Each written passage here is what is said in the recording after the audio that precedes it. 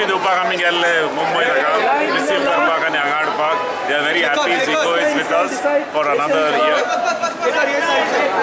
And delighted he is going to be there for the auction. He's going to be helping us choose the players and draft. See, we have already 11 in. We are the highest so far from the domestic what we have already in our kitty.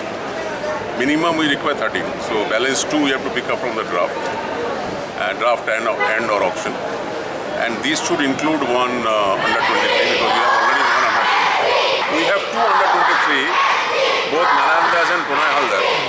But Nalandas having been already played for Indian national senior team, he will not be qualified as under 23 for this purpose.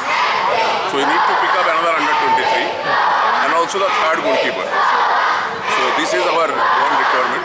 And minimum 2 we need to pick up from the draft and or auction. So after that, after the draft we have to see that whether we can pick up more in the additional quota. Okay. As you know, 13 is the minimum in domestic, 9 is the minimum foreigners.